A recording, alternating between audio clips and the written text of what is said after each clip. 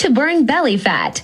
So the first thing you have to understand is that fat is a form of energy in your body. That I can agree with. And your body has two energy sources, fat and carbs. That I can also agree with. Your hormones dictate which energy source you'll use. Yes and no. The intensity of your exercise will determine which ones you use. I don't know why this is so oversimplified, but imagine like a hybrid car has petrol and electricity. Electricity helps the car when it doesn't need to put its foot down, and then if you put your foot down really fast, you'll switch over to the petrol engine because the electric can't keep up.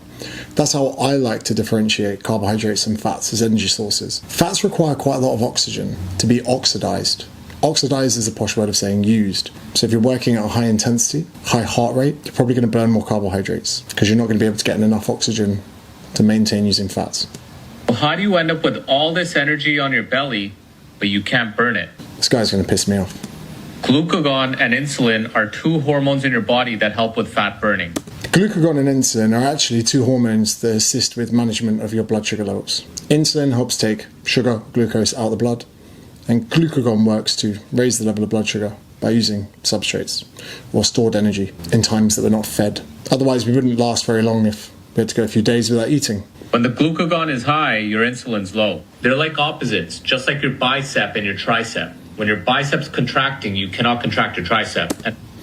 Not a good explanation because you can contract your tricep. That's actually how you would straighten your arm when you're tensing your bicep. I'm not even sure if he's wearing real glasses. Vice versa. So when this is high and this is low, you're burning fat. Using fat.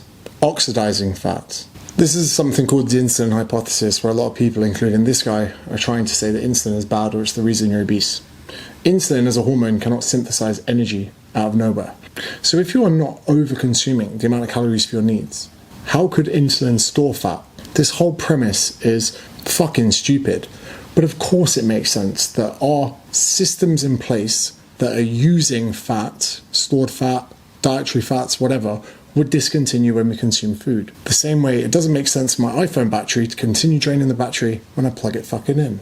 To put this one to bed, you could quite literally eat donuts 3 times a day, send your insulin through the roof, but if you come under, you wouldn't feel great. If you come under your requirement for calories, for days on end, weeks on end, you would lose fat. Remember, the body using or utilizing or oxidizing fat does not mean fat loss. Fat burning and fat loss are different things. But fat loss, the thing you want to lose body fat, is governed by the amount of energy in versus the amount of energy out. That's it. Woo, damn, that hot.